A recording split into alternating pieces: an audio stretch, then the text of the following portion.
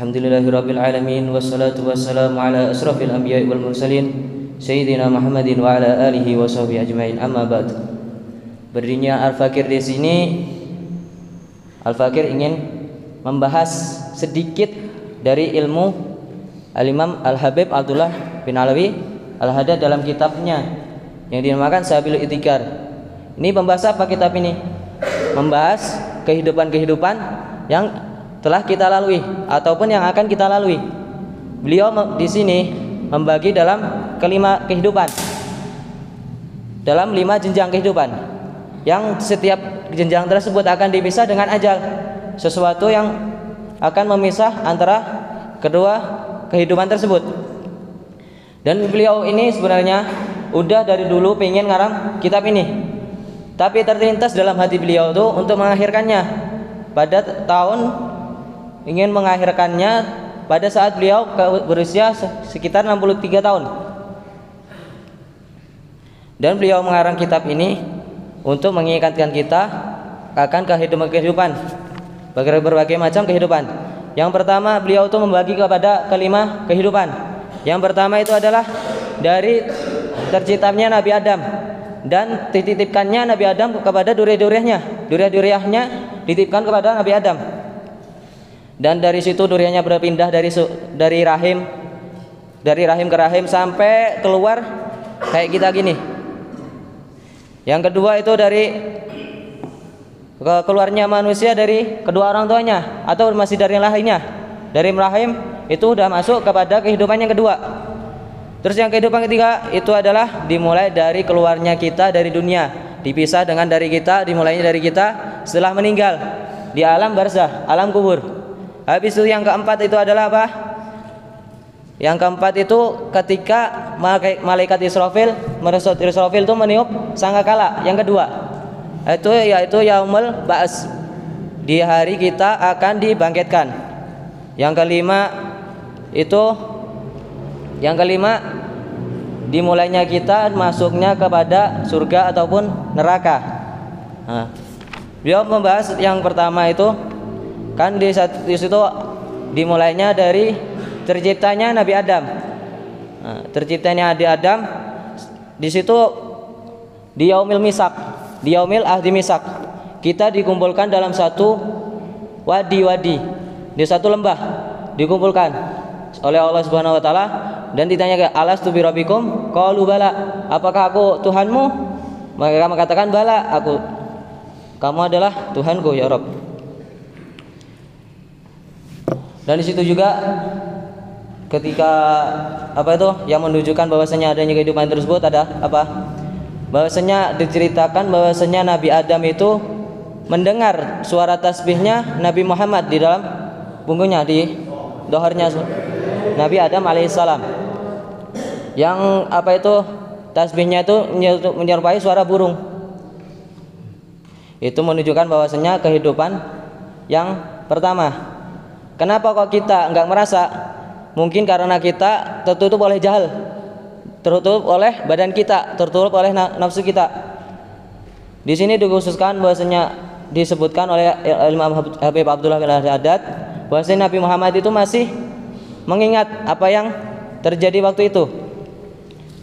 Terus yang kehidupan yang kedua dimulai dari kita dilahirkan atau masih di rahim orang tua kita.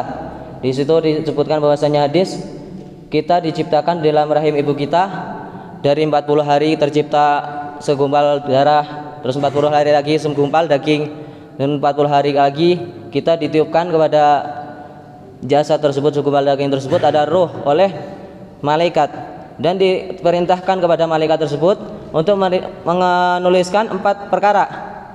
Apa itu? Rizkinya, ajalnya, apakah dia termasuk orang yang bahagia ataupun dia termasuk dari orang yang celaka. Setelah itu kita akan dilahirkan. Di sini Imam Habib Abdullah Al-Haddad membagi dalam kehidupan yang kedua itu ada 5 perkara, 5 marhalah. Yang pertama sobi, daripada kita kecil, dari kita sejak dilahirkan oleh orang tua kita. Habis itu kita remaja ke balik, masa pubertas, habis itu masa dewasa kita, habis itu masa tua kita syaikhukah, kuhulah, terus itu syaikhukah, terus yang terakhir disebutkan juga di situ dikatakan syaikhukah juga walaupun sudah melewati batasnya. Terus Imam Ibnu Jauzi mengatakan di sini jenjang-jenjang tersebut, waktu tersebut dibagi berapa sih? Berapa lamanya kita memasuki jenjang apa itu? Sab, jenjang remaja, kulhulah.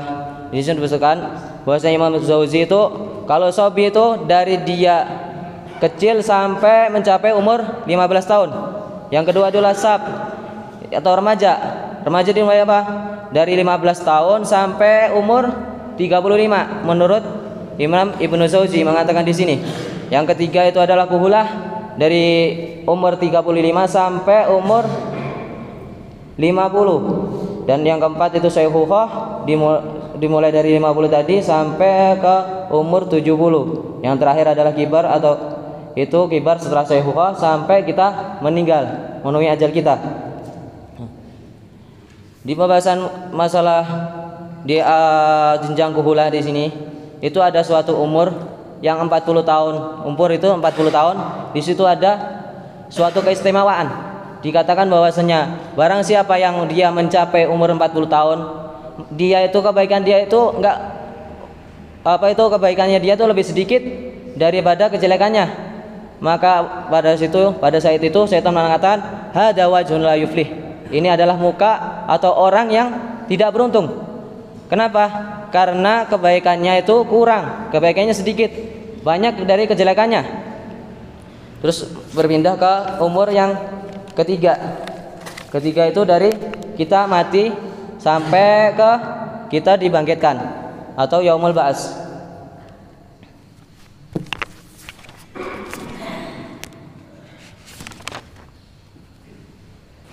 Di sini disebutkan bahwasanya ketiga itu adalah barzah, alam barzah yang kita ketahui. Dari barzah sampai kita dibangkitkan ke permasalahan umur ketiga. Ini adalah barzah ini manzilah suatu tempat antara dunia dan akhirat. Di sini arwah-arwah kita yang amalnya baik, amalnya sholihah semua, mengerjakan apa yang semua. Di sini arwah-arwah mereka merasakan nikmat-nikmat yang di alam kubur sebelum mereka merasakannya di surga. Dibukakan di situ nafidah jendela yang menampakkan keadaan-keadaan surga. Kalau kita amalnya baik maka nafidah tersebut akan menunjukkan kepada keadaan-keadaan surga. Kalau amal-amal kita jelek di apa itu? Amal-amal kita kebanyakannya jelek amalnya. Kebaikan amal-amal kita apa itu? Maglubnya. Apa itu kebanyakannya jelek, maka termasuk orang yang saki akan dibukakan nafidah yang akan mencerminkan keadaan-keadaan neraka. Maka mereka itu orang-orang yang di alam kubur itu sudah merasakan azab dan nikmat. Nikmat dari apa? Memandang keadaan surga, memandang keadaan nikmat-nikmatnya surga. Gimana keadaannya surga? Gimana? Telah disebutkan ke surga itu apa? Kayak gimana surga itu? Mala ainun ra'at wala udhunun sami'at wala khatara ala qalbi bashar. Enggak terbayangkan bagusnya kayak gimana. Terus yang kalau saki gimana? Saki juga gitu. Akan merasakan azab, akan merasakan siksaan. Siksaannya apa? Dibukakan apa itu nafidah yang mencerminkan keadaan-keadaan neraka. Keadaan disiksanya kayak gimana? Semuanya orang yang zani disiksa gimana, orang yang minum khamr gimana, akan tersiksa kayak gitu. Yang terus Imam Al-Haddad membahas ke perkara kehidupan keempat itu apa? Dari keluarnya manusia dari kuburnya di yaumul ba'ats itu sampai sebelum masuk ke surga ataupun neraka.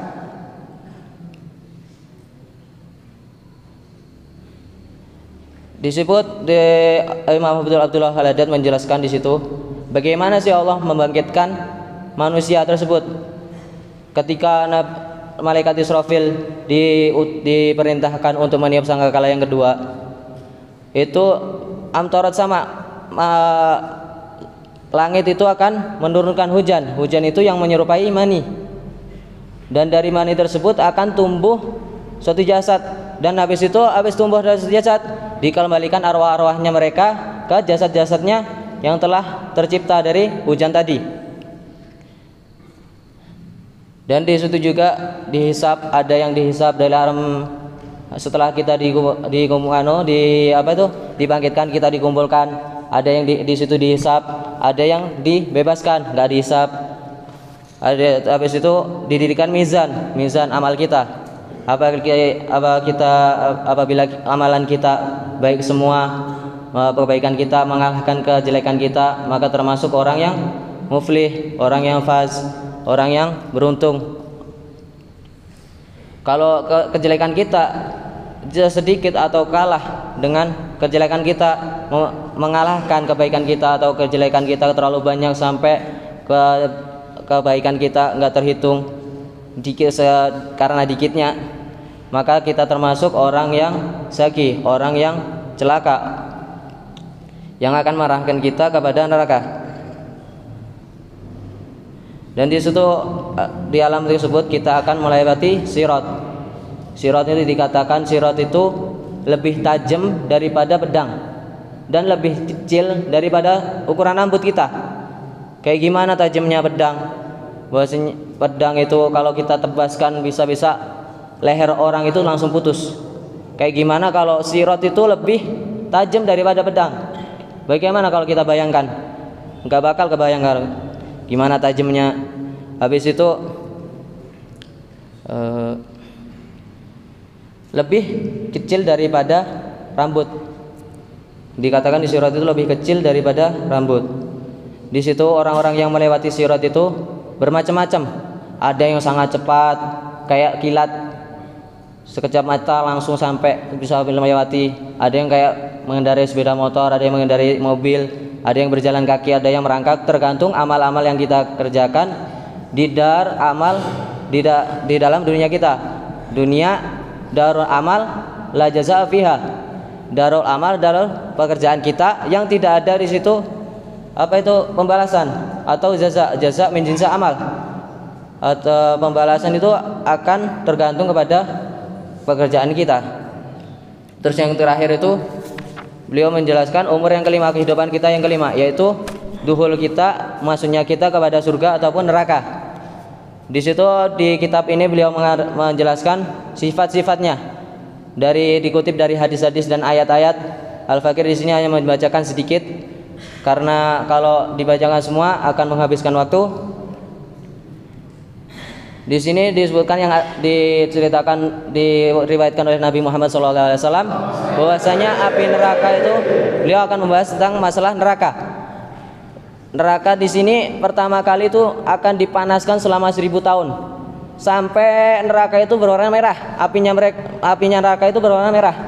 Setelah dipanaskan 1000 tahun akan dipanaskan lagi selama 1000 tahun lagi sampai warna-warna api neraka itu, warna api jahanam, sampai berubah menjadi putih.